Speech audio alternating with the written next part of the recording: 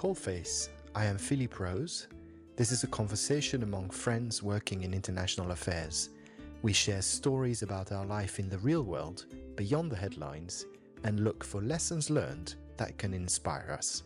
If you're enjoying this podcast, please help us out by clicking the follow button on Apple Podcasts, Spotify, or whichever way you're listening.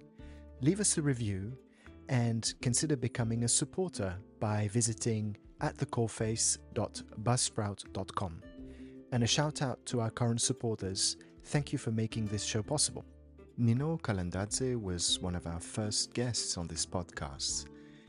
Then she spoke about her experience forged as a young politician while her country, Georgia, was fighting a war with Russia. In this conversation, Nino sheds light on the direction Georgian politics have taken as a capture of state institutions is underway by interests aligned with Russia. The upcoming parliamentary elections and the question of whether a peaceful transfer of power can occur will mark a turning point in the country's history. Nino argues her country may fall behind a new Iron Curtain, reshaping Europe's future.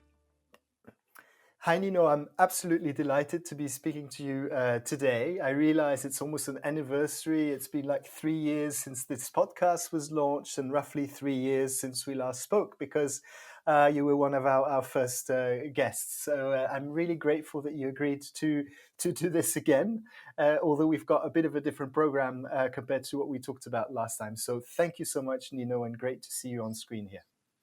Thank you. Thank you so much for this opportunity. And I'm really happy to be back. And I'm amazed how great this podcast is doing since we met last online.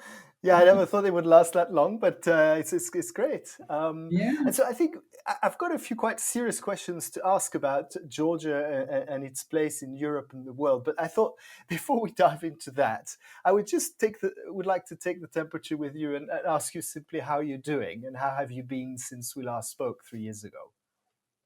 A lot has changed since then, and it's being pretty tense in this part of the world, particularly in Georgia, especially after Georgia's government has reintroduced the so-called foreign agents law. That directly concerns me because I'm the executive director of a small think tank that operates as a European political foundation, and it does a lot of educational work, but it's directly linked to Georgia's European integration, Euro-Atlantic integration. We do a lot of ideological work, a lot of anti-disinformation work. So pretty much everything that my current government very much dislikes. It concerns obviously not just my organization, but all the like-minded organizations that are linked to Western aspiration and are funded by our Western allies independently from the government. So we are being targeted by this law that I'm sure you've seen the mass protests that were caused by this law, and it also has become not necessarily safe for us to operate here on the ground. So now all the eyes are directed to the upcoming elections at the end of October. Yeah, again, it's very tense. The government has attacked our political foundation, has attacked us personally, has threatened members of our organization. Some of them have been arrested, including my husband, who is the co-founder of the organization, finally arrested for supporting Ukraine when the war started. And then they have targeted also some of our researchers. They got arrested and fined during the protests. So it's very indicative that if this power stays in power, then it might not necessarily be safe for us to stay in the country. To say, obviously, we will not be able to operate in the same manner as we used to so far. Yeah. Yeah, sounds really like you're in the midst of things, and bearing the brunt of the developments that we hear a bit in the distance, and usually not always the front page actually of international Yeah. media. And I think what sometimes we lose track of, or I lose track of, is this the context in which Ukraine and Georgia and Russia are all situated. And when we spoke last time, you shared about your role as deputy foreign minister just in 2008 when the uh, the Russia Georgia conflict happened Yeah. over South Ossetia and Abkhazia.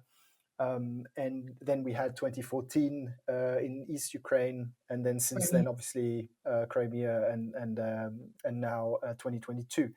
And of course, former Prime Minister Saakashvili has jumped between the two countries as well, and played a role on both sides. So it'd be really interesting to unpack this a little bit. Maybe we could start with that Foreign Agents Bill and what prompted it. The bit of reading that I did was apparently it was championed by a fringe of the current ruling party, so People's Power, and it Yeah. seemed to have been really controversial in the sense that it pushed a few really sensitive buttons. It reminded people about a similar law in Russia. But it seemed that behind it was maybe a concern about collusion between political groups and NGOs, or how maybe some of members of the previous government found their way, maybe illicitly, back into NGO. So I would love for you to try to untangle these different things and give us a sense about um, maybe a more nuanced picture of what this is about. Yeah, well, again, thank you very much for this opportunity. I greatly appreciate your interest in what is happening in this part of the world, particularly in Georgia. As now is a time when we cannot have enough international attention while Georgia undergoes an existential struggle.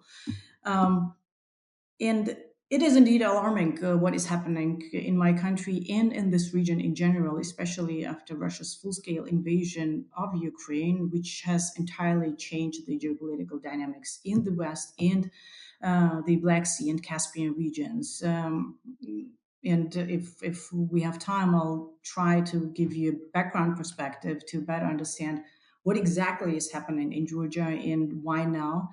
Um, while the terribly unjust war in Ukraine is still ongoing, thanks to the bravery of the Ukrainian leadership and its people, it has opened opportunities for countries like Georgia and Moldova that we never could have imagined. After spending years personally knocking on the doors of European capitals, asking not for membership, but simply for the next step towards closer ties, often with little success for various reasons, suddenly we realize that a historic window of opportunity has opened, allowing us to actually become part of the European social, economic, and cultural bloc, a dream of all freedom fighters and founders of Georgia's national, that is, European identity.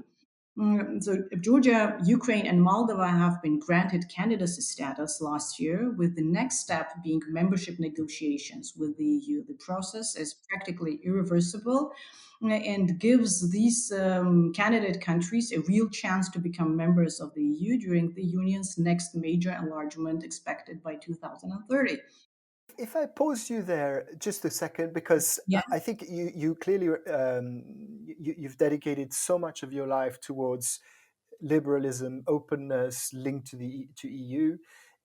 I get the sense that this is clearly one view in Ukraine, but it's not universal. My feeling is there are voices as well that are more saying like, hold on, see what Russia's doing to Ukraine. Maybe our place is more in a balancing or in the middle, and not to push that door too much. Otherwise, we might risk the same thing happening to us. So, can you share also a bit of that? Like, how what are the divides also within Georgia around this topic of now it's an opportunity. And maybe before I'll stop, I also got the sense that some people in Georgia on the liberal side wanted to go even further, and maybe enter the war and open a new front and actually step into the limelight to try to help Um, Ukraine even more. no, this is in fact a completely falsified Russian disinformation that is very much dedicated to to alienate our Western allies and to portray them as being, as they call them now, the global war party, and label all the pro-Western opposition parties, but also civic activists, as those who want to drag the country into the war. And as you said, they are campaigning by saying that look at Ukraine, what Russia is doing there, and we need to find a common ground with Moscow, and and we are the ones maintaining peace on the ground. In fact, the contrary is the case with Russia being, or with Putin being in power in the same way as he used to be until 2022.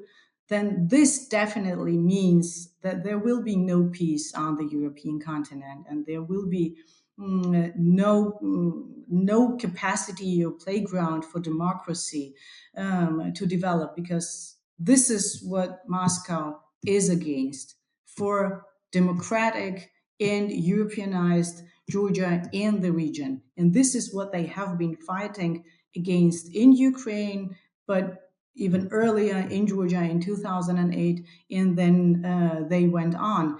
And this is yeah this is something we've kept saying, like, I don't know, for decades now, that if Russia is not, if Putin is not being stopped, then he will move on with his ambitions of rewriting history and reestablishing the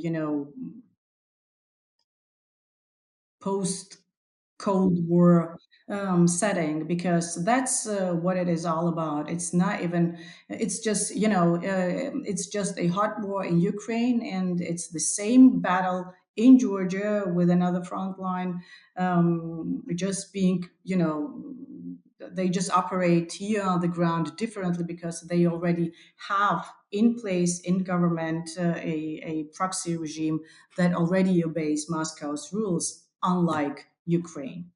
Yeah, and maybe we can unpack a bit the dynamics around the ruling party, called Georgian Dream, Mm. with its very large ideological figure, or kind of spiritual figure of Boris Ivanishvili. He goes by his Georgian name, I think now. Who had a stint as prime minister and seemed in those days quite pro EU.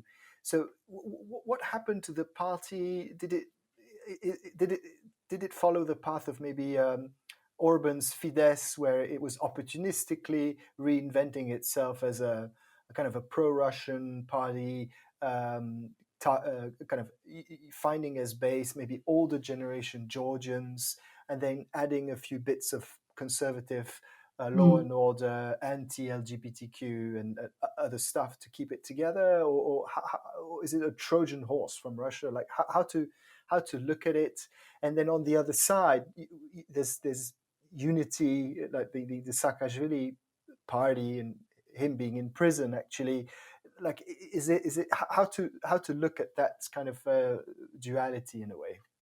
The strange thing is that the so-called Georgian Dream, with leading figure Ivanishvili, who consolidated 12 years ago the entire opposition around him. Um, he was wrongly understood to be pro-European or pro-Western, or democratic in a way, because he was pretty smart in playing this, double game. Um, Georgia's, well, if there is anything Georgian people are consolidated and unified about, is Georgia's European integration, Georgia's Euro-Atlantic aspiration, and understanding that Russia is a clear enemy. So that Russia is an occupier, and that Russia is the one, hindering us from developing democratically and going westward. So far, no government could. Capitalize on pro-Russian policies because they would then lack legitimacy. So every government was somehow bound to at least declare publicly that they are committed to Georgia's European aspirations. Whereas Boris Ivanishvili, as you said, never was. If we recall his very first statements when he was prime minister in 2012, when he came to power, his very first statements were Georgia is a small country and should not pursue ambitious foreign policy. Uh, it has.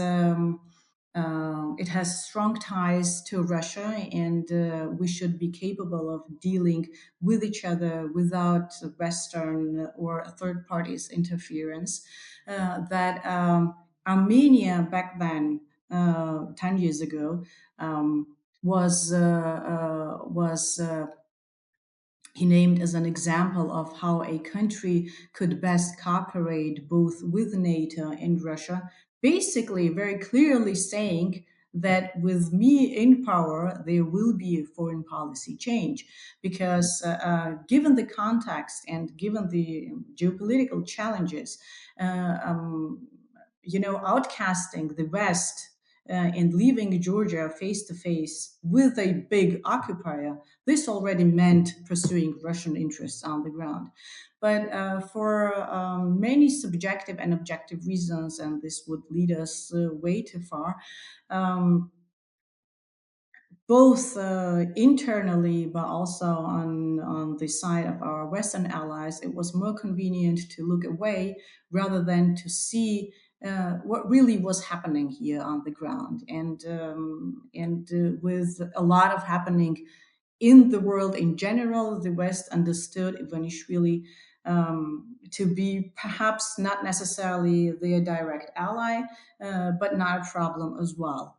And this was definitely a miscalculation, because as the time went by, it became very clear that his very initial intentions were to actually follow Moscow's rule, to push the West out of the country and the region as far away as possible. And but again, until 2022, until the full-scale invasion of Ukraine. It was still possible to cope, with both sides, and to maintain these illusions that that Georgia still remains pro-Western.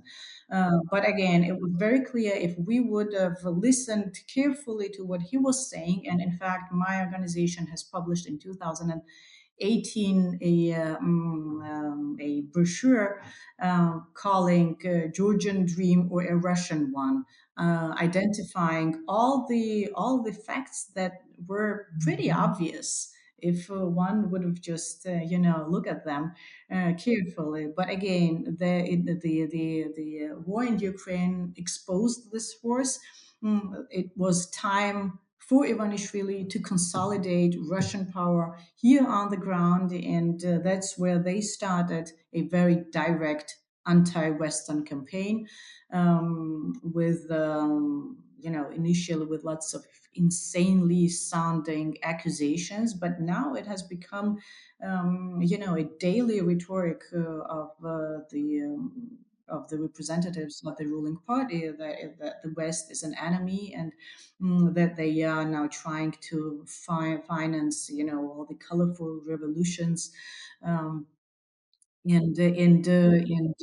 deprive us of our national identity, and that it's a threat to Georgia's sovereignty. That's a very very well formulated Russian disinformation that is being well spread all over Georgia and beyond, obviously. If we dive into the role of money a little bit, which seems quite central here, money and maybe corruption as well. Uh, I think for our listeners who might not be familiar with the background of Ivanishvili, he made his money, if I'm not mistaken, in the collapse of Soviet Union, as many oligarchs did, um, and a lot of the attempts at cracking down on opposition and also this foreign agents bill is around controlling money. So on the foreign agents bill, it's any organization that receives a certain amount of funding from abroad, it falls under that law. But interestingly, there are other elements of law, for example, this offshore law that allows like foreign money or offshore money to be brought into the country and then getting benefits, which seems actually to be really in the advantage of somebody like Ivanishvili, actually, or some of his peers. So I'd be curious to ask you how, if you could enlighten a little bit this role of money in politics Mm. and how that game is being played. Um, yeah, corruption is the key word here, because that's how the power is being maintained, or the how they control all the in the meantime all the state institutions, all the big businesses that are being linked to the government, and that's the way um, how they keep ruling, because in the meantime it's not about Ivanishvili controlling or forcing anybody to vote, for example, for this bill, but it's their own fear and own thrive to secure their illegal money, because it is the corruption in Georgia has become I don't know, insanely high. We remember, we knew petty corruption during Shevardnadze's time, but also then the so-called elite corruption, where the petty corruption was eliminated, but some 10 to 20 people remained rich, with close ties to the government. Now it has become a way of governance. That's how Ivanishvili keeps all his so-called allies close, because they are now afraid of their own fate if they lose elections, and that's why they are all very much dedicated to staying in power. That's why no one in Georgia assumes that there will be a peaceful transfer of power, and that there will be a recognition of defeat in case they lose elections, which is inevitable if we are having here free and fair elections, because there is no chance this government can stay in power, particularly after what events have unfolded since last year with this foreign agents law. There is no chance, even with that massive propaganda and money involved they are using, and all the administrative resources. There is no chance they can maintain their power and win these elections. Um, that's why there is a broader understanding that there will be, the elections outcome will be rigged, that the state is being understood to be captured because all the state institutions are under a vertical control of Ivanishvili, one Russian oligarch who controls with money, with fear, and in the meantime, with close allies everywhere, because in the meantime he has included, well, both in parliament and government officials are those with no political background at all. They are not independent state officials, but just understood to be puppets, who just sign up for everything they are being pushed to do so. And this is what has happened, in April, and in March, that all 84 members of parliament, or members of the ruling party, did not hesitate to vote for that law that was so controversial, that was largely understood to be against Georgia's European aspiration, against Georgia's democratic development, against our allies. After adopting this law, I don't know, 80% of international aid had just stopped. It is being seized for an indefinite time. And Georgia is a small country with a small economy. It completely depends on international aid. So, how does that mechanism work then, the Foreign Agents Bill? And I just wanted to understand if behind that law was maybe any element of it that was actually to target a real issue. In some of the reading that I did going into our conversation, it sounded like there was a concern around people from Saakashvili's government that were accused of corruption, that were trying to find their way back into grassroots organizations. So this law was there to try to stop that. So it sounds like it's a law that allows to do a lot more than just auditing organization. It allows intervening. It allows, like in the case of your husband, arresting people. So can you shed a bit of light on that, and also on maybe its genesis and the link to what happened in the last term of Saakashvili when things seem to have gone so wrong? No, it has nothing to do with the previous government as such. It is, they have been framing, this, or justifying, let's say, and they are very much in line with the Russian officials saying the exact same thing, that the West is being financed, that the West is financing colorful revolutions here in the region. And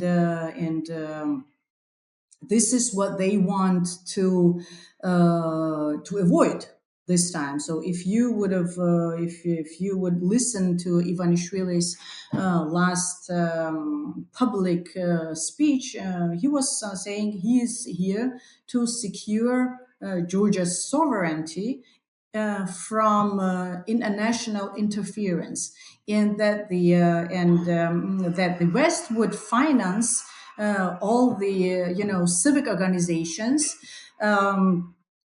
to cause regime change in favor of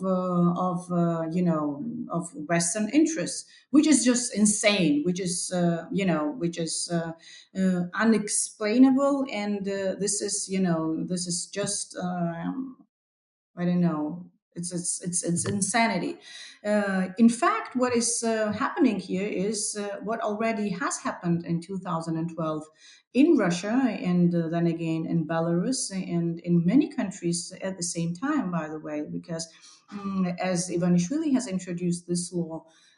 In Georgia, at the same time, the exact same law was introduced in Kyrgyzstan and also in the in Republika Srpska with the Russian-backed Dodik. So it is not a national problem. It very much has geopolitical implications, and it has the intention to consolidate Moscow's power here on the ground, because Russia has been preparing for the post-war period, and when the war in Ukraine is over, Putin needs to maintain power here in the region. And in this sense, Georgia is critical because if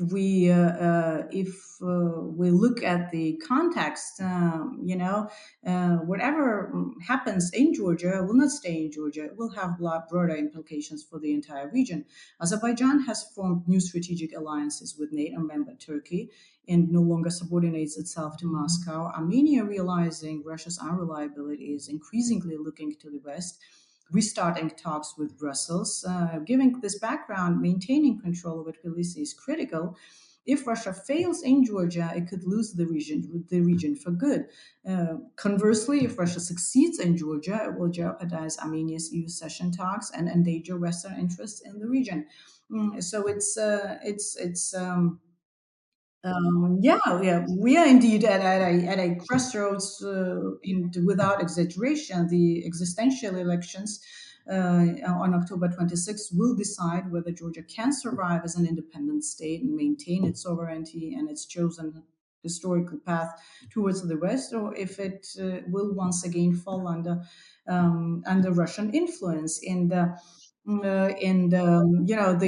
reintroduction and forceful adaptation of the Russian-inspired foreign agents law has now turned everything upside down.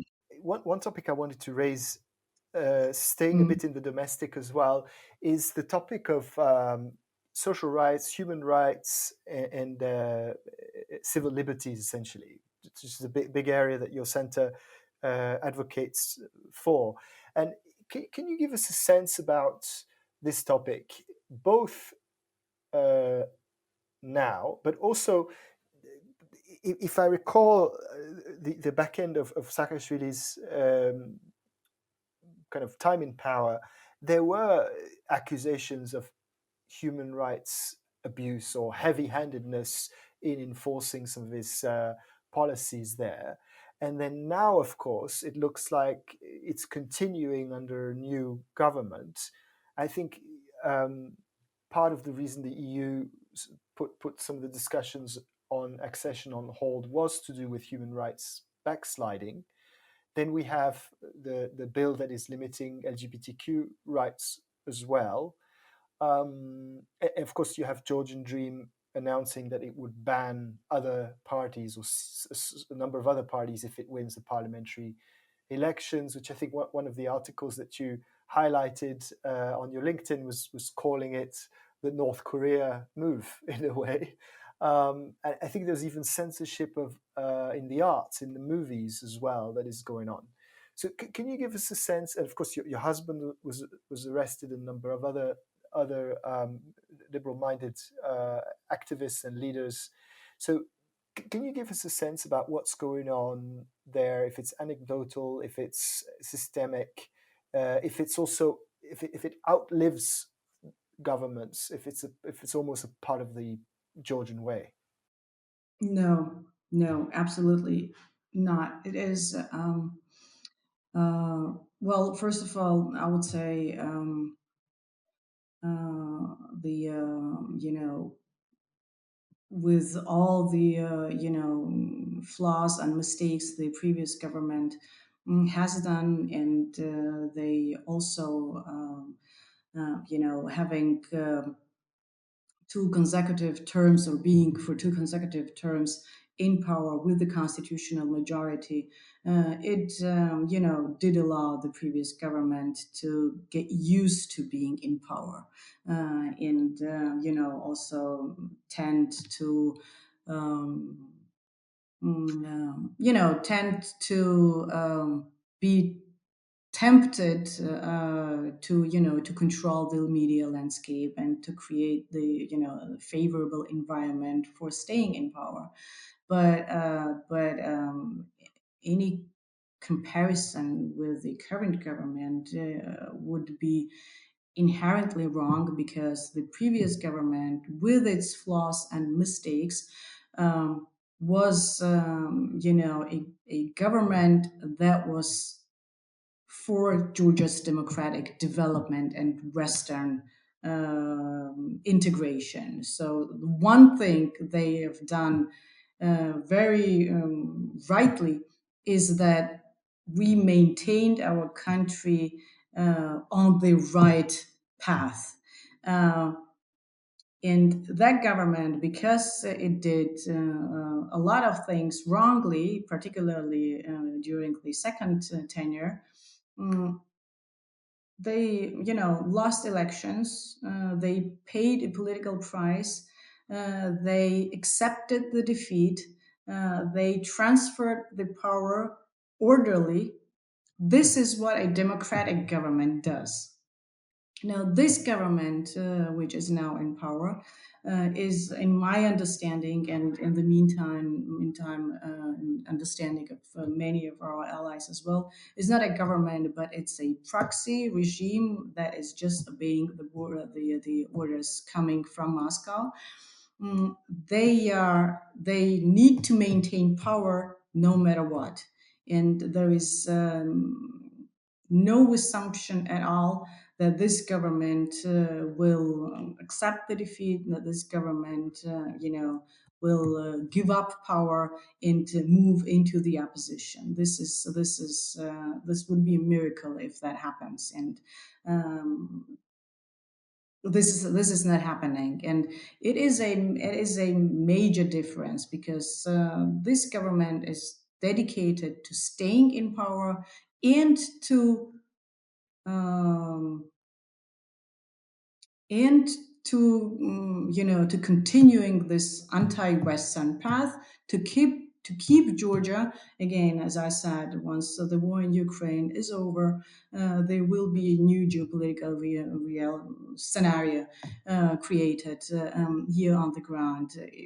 Most likely, there will be a new kind of Iron Curtain coming down, where the aim of this government is to keep Georgia on the wrong side of the curtain. Maybe diving into the upcoming October parliamentary elections as well.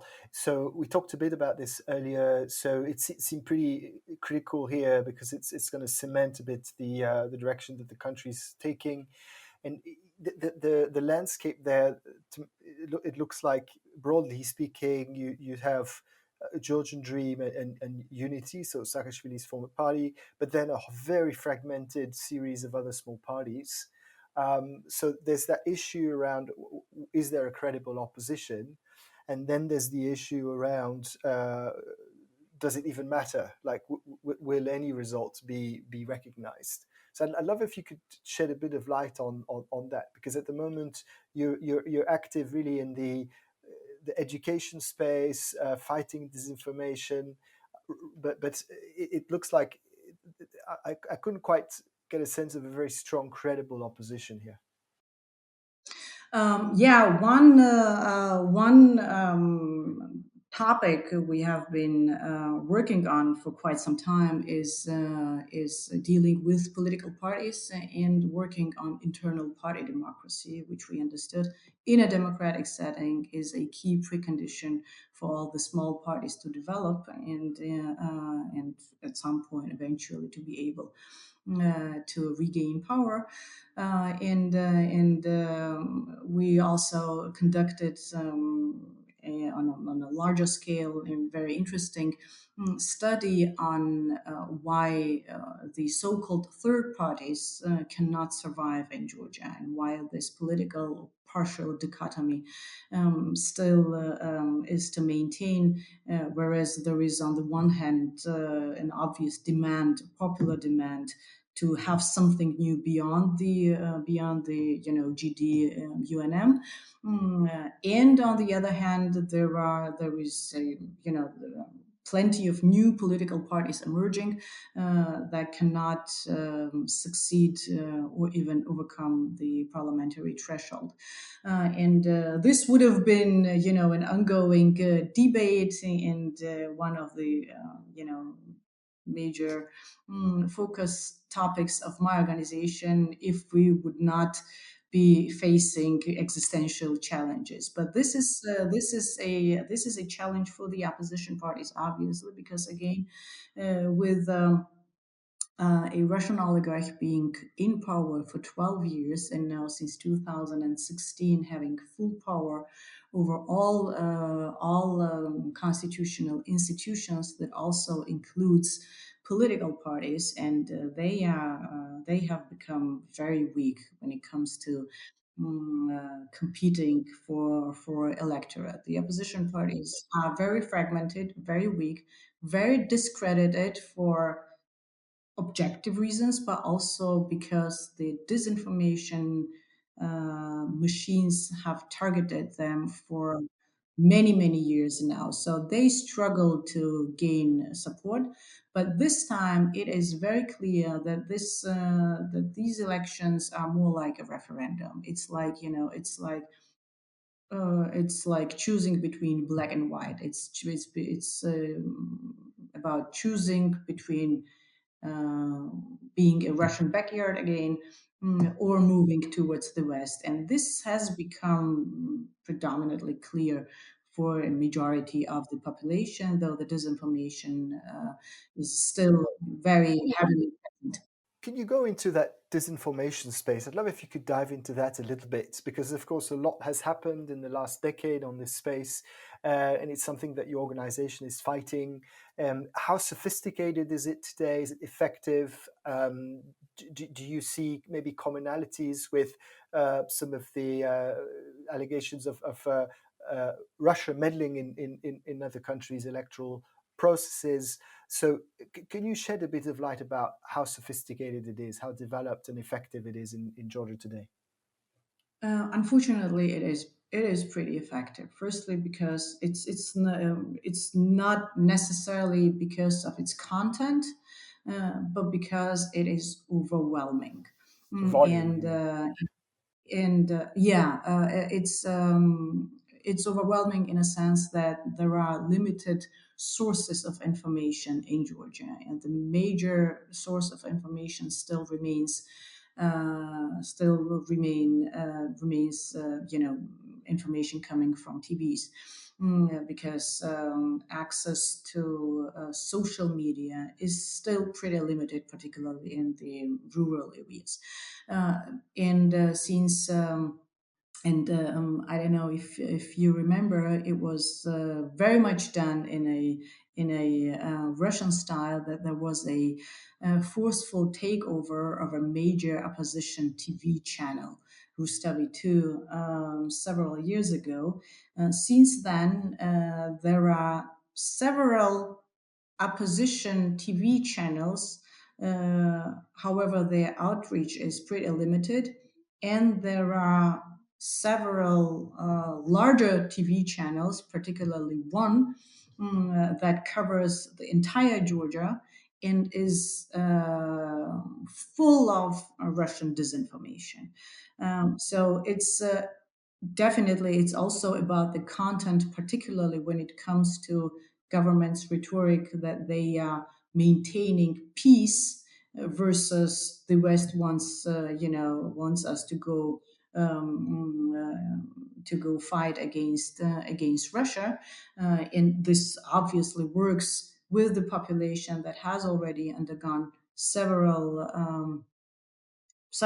wars in recent history, but it's more about how the disinformation machines penetrate the landscape, and this is very alarming. In addition to that, there has been again a major miscalculation on the side of our Western allies. They kept financing the stratcom of the ruling party in the prime minister's office, that later was identified by Meta and several other platforms as being used for the anti-Western disinformation. And if we maybe now step more into the regional landscape and go back to regional politics, you seem to imagine already a vision of the end game of a post Russia Ukraine war kind of landing of some kind, which seemed pretty grim. You used the word of a new iron curtain dividing Ukraine, probably, and then swallowing in it possibly Georgia, possibly Moldova, which you haven't talked about actually. So I'd love if you could. I'm going to rephrase that. I would not definitely love. I dread more, but to ask you to describe what you think is that end game and what the stakes are. Yeah. Again, this change of geopolitical perspective has only occurred because the West finally understands the true nature of Moscow. At last, they have started rethinking their policies toward the region, particularly Russia and Putin.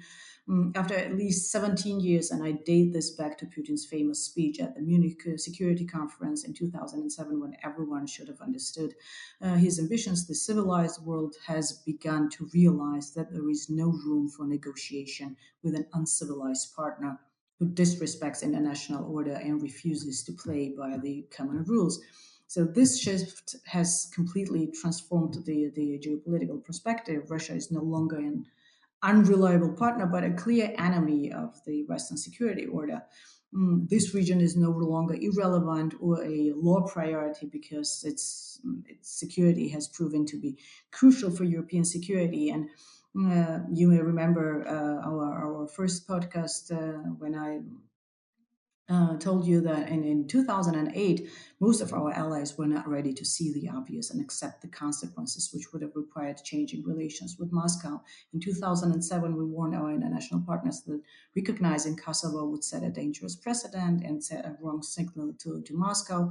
After Bucharest summit in 2008, we predicted that there would be war, but no one really listened. After Russia invaded Georgia, our allies began investigating who had fired first, suggesting that Georgia had provoked Russia into the war, an utterly unrealistic accusation, as Russia's 2014 invasion of Ukraine would later prove. Then we warned that if Russia got away with this, Ukraine would be next. Yet again, there was no real understanding in the West. Instead, Washington announced a reset policy with Moscow. Europe, led by Germany, continued with its Nord Stream pipeline, entirely neglecting alternative projects like Nabucco or South Stream, you are aware of that, which could have diversified Europe's energy supplies and strengthened security. This was followed by Russia's invasion of Ukraine in 2014 and the annexation of Crimea. And again, Europe continued to pay Gazprom, fully aware that the funds were lining the pockets of corrupt oligarchs, money that is now being used against Ukraine and the West. Now the reality has completely changed. For the first time, we are hearing statements from the German defense minister that if Russia is not neutralized, Germany could face war by 2029. For the first time, we hear the German chancellor saying our voice must resonate throughout Europe from Lisbon to Tbilisi and beyond. So the reason why I'm focused on the geopolitical implications is to make it clear that it is not just about Georgia. It's not even about Ukraine. This is Russia's war against the West. It always has been. We are merely collateral damage in a broader battle with the ultimate goal of pushing the West out of the region. And unless it's already too late, the West must remain consolidated, understand what is truly at stake, and act accordingly in Georgia and Ukraine. If they do not, once the war is over, and new European borders will be defined, I'm sure there will be a new kind of iron curtain descending. And by the time the EU enlargement is complete in around 2030, Georgia may end up on the wrong side of that curtain. Uh, this is this is the scenario Moscow envisions for Georgia. And where would you draw that line? Like, assuming that there's, it's very clear that Georgia seems on the fence, as in it could fall either way. Where would you draw that line of that current Putin project? Like, is there a line, or is it inflationary in nature, in a sense? Like, will it never Well, end? at this point, there is again. At this point, there is the EU enlargement for this part of the region is meant to be for Ukraine, Moldova, and Georgia. Somehow, then in the foreseeable future, encompassing also Armenia's EU accession ambitions, and then circling the Black Sea, Caspian, Caucasus regions. But it all depends how far we can go until 2030, because this will be the defining line in time. And whichever country manages to become part of the European family, they will, this will be for the time being the end game. And for those who will yeah, remain struggling like Georgia does at this moment, and Moscow is increasingly trying to also destabilize Moldova. Then these countries, and accordingly the Caucasus region, definitely will fall prey to these policies. So this is a decisive battle, as I understand, because I've seen many in the past, and I think this is a turning point now, because I now feel, as you said, I now feel for people like me, Yeah, it's like losing yeah. everything, Everything everything you've what worked we have for, been everything. Yeah, fighting for, exactly what we have been investing in for decades. It feels like, yeah, and on a personal level, it's not just about the representatives of the previous government. Many civic organizations have worked with the current government until pretty recently. Now they are all being labeled as enemies. All international organizations, or all national organizations that are being funded with 20% of Western funds, are being labeled as foreign agents. And this is, I mean, we live in a post Soviet country. This has a definitely very negative yeah. It's a connotation. flashback. Yeah, for sure. Everybody, and implications, and also this seems like preparing grounds for banning us, because if we are identified as foreign agents, then no one will let us teach in universities or work with school children, which is the content we are doing, which is why these organizations exist. So yeah, this is very existential. Thank you so much, Nino, for this really comprehensive overview of Georgia, the stakes, and also the geopolitical context and what's at stake overall for Europe and the world. It's been fantastic having you back on the podcast, and I'm really grateful for that, and also sharing your personal story. And really hope that there's a brighter future in Georgia, and also for your organization, and for your family, obviously. It's been a bit of a different episode this time around, but I still would like to ask you our three traditional quick closing questions. The first one is really simple: is anything that you've read recently that has opened your eyes to something, or just triggered interesting thoughts for you? Um, yeah, I've been reading a lot, and not necessarily belletristic, but rather real stuff. But yeah, the recent. I'm just trying to think of the right translation. It's a renewed historic review. And it's history explained differently, so that we can understand how the reader understands how unconventionally things may evolve, and how one should be prepared for it. So it's an interesting read, and I'm happy to share if I have the possibility. This is what inspired me the most in the recent Great, months. thanks. Yes, I'd love to maybe put a plug in the show notes on the title and all that. Then, any ritual or any habit that you practice that has improved your life?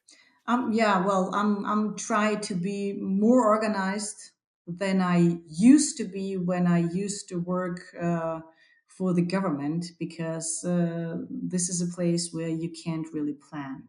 And I'm now trying to properly plan ahead, because it gives me more space to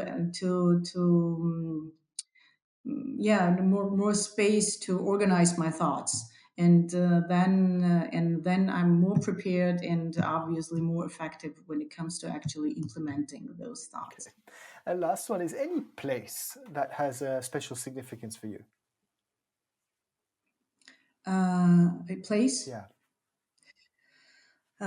Well, I'm a yeah, I'm a traveler. I travel a lot, and I also love traveling uh, in Georgia, because there are lots of great places for hiking. But it may now sound a little sad, but as I reach a point in life where I might start thinking about Yeah. migrating, then my home becomes that place that has a special status Right. at this moment, because we are obviously thinking for an exit strategy or plan B. Yeah, I think we're ending on what is a somber note, but I think quite realistic. So Right? Yeah, yeah. I just wanted to I, thank I you, always, I Nino. always Yeah, prefer. This is also one trait. I'm always trying to be realistic and not, not too yeah. illusioned or tempted to be too optimistic. Thank you so much, Nino. Thank you. Thank you for this opportunity. Thanks for listening. If you're enjoying this podcast, there are a few ways you can help. Please click the follow button on Apple Podcasts, Spotify, or wherever you get your podcasts, and also consider becoming a supporter by visiting @thecoalface.buzzsprout.com. Thank you.